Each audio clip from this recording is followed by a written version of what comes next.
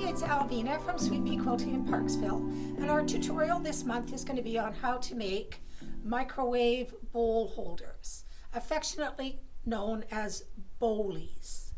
So today we're going to show you how to make these quick and easy projects that you use to put your bowl of soup or bowl of leftovers in the microwave.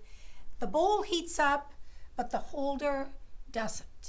So we've got all of our supplies and we're ready to start to do this. Before you begin, the most important thing in making one of these microwave bowl holders or any other project is everything has to be 100% cotton.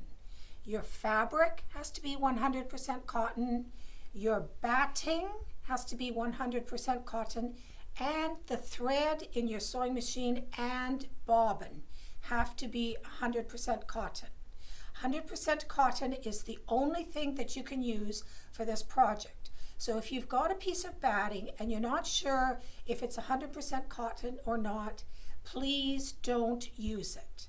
Support your local quilt store, and you can purchase these that are designed specifically for this purpose.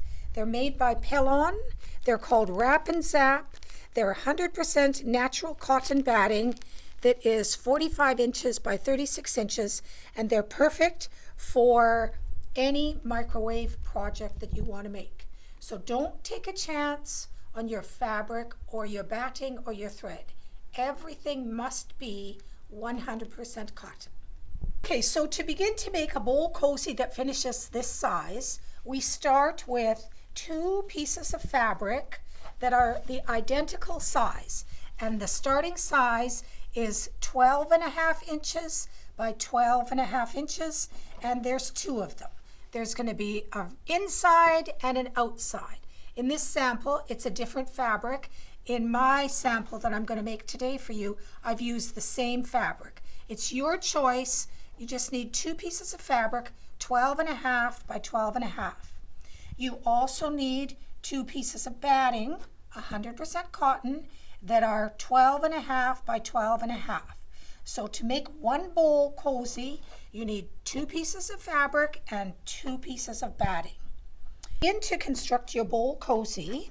What you're going to do is you're going to find the center of your 12.5 inch square using your ruler.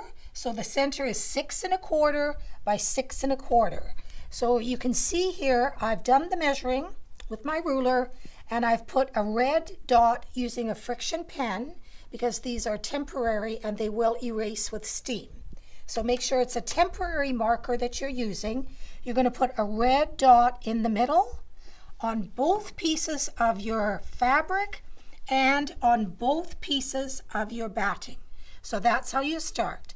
6 1/4 inches in, 6 1/4 inches down, a red dot on 2 fabrics and 2 battings. So that to get the cozy to shape like this, we need to insert darts. So what you're going to do now that you've got your red mark here, you can see here that what I've done is I've gone up from the red mark and I've put a little marker right there. Your dart has to be 1 inch wide and 4 inches long. So I've put this mark in the center. So then we're going to go over 1/2 inch, put a mark, go over this way 1/2 inch, put a mark, and then we're going to measure down 4 inches, put another mark, and then you're going to take your friction pen and you're going to draw your dart, just like I've done. And you will see that I have drawn 4 darts on one side of on one piece of the fabric, and I've drawn 4 darts on the other piece of the fabric. So both pieces of fabric get 4 darts inserted that are 1 inch wide by 4 inches long. You're going to do the identical thing on your batting, but you can see that I've cut out my dart. I did the same thing. I did my friction pen line to the 4 inches, 1 inch wide, but I've cut this out right on the line because the batting is quite thick when you use the 2 layers. And if you've got a dart, then you're going to almost have a big bump in it. The fabric is a little thinner, so I'm not going to cut the fabric. I'm just going to cut the dart out 1 inch by 4 inches on both pieces of the batting on all 4 of the darts. So now that's it for your preparation. And now we're going to sit down at the sewing machine and we're going to sew these darts.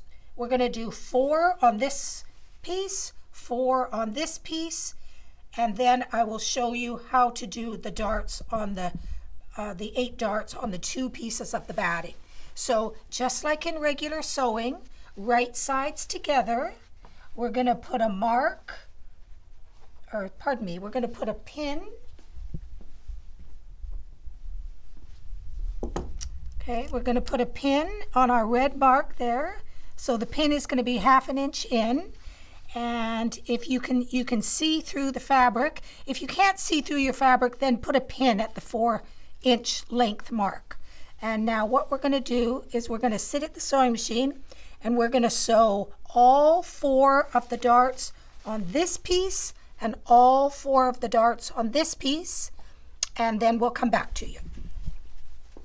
So we have sewn our 4 darts in each one of our front and back of our Bowlie, and you can see that I've pressed them. Okay, so it's 1 inch wide and 4 inches long. And you can see it's starting to take a little bit of shape. It's still flimsy, but it's starting to take a little bit of shape. So we've got our 2 darts, and I do not cut the fabric off of the front and back of the Bowlie, just the batting, because it's so much bulkier than the fabric. I leave these just as they are. So we've got our 2 pieces, and then we're going to sew the batting in the same manner. We're just going to line up because we've cut this, it's going to line up nicely, and you can see the end. We're just going to do a 1/4 inch stitch down here, and we'll do that on all 4 darts on this piece and all 4 darts on this piece, and we'll come back to you and show you the finished batting side of the Bowlie. All right, we're back now, and you can see that we've done the same thing with our 2 pieces of batting. We've just sewn our dart together. So we've got another 2 coming to shape pieces of batting and our 2 pieces of the outside. So now we're ready to put it together. So what we're going to do is we're going to take, you can do these right sides together, wrong sides together, it doesn't matter. The 2 pieces of batting go together on the inside. Okay, and then it's just like any other project. You're going to layer these right sides together. So here's my one side of my Bowlie.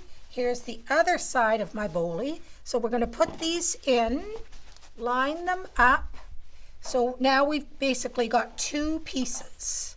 Okay, then what we're going to do is we're going to put our 2 pieces on top of our 2 pieces, and we're going to take a minute to pin these together because we're ready to start sewing once this is done. So what we'll do is we will just take a minute to put a few pins in here just so you can see. So what we're doing is we've lined up all 4 layers and we're going to pin these. Okay. So we've got our 2 layers of batting and our 2 layers of fabric. Now because we're flipping these inside out, you have to remember when you get to your sewing that you need to leave an opening so we're able to turn these the proper way once the sewing is completed. So we will finish pinning this, and we will leave an opening, and we will come back to you and show you what we've done, and then we're ready to put this through the machine and see our Bowlie kind of come to life. So you see we've got our 2 layers right sides together, and we've got our 2 layers of batting, and we've put pins all around it, so we're almost ready to go to the sewing machine.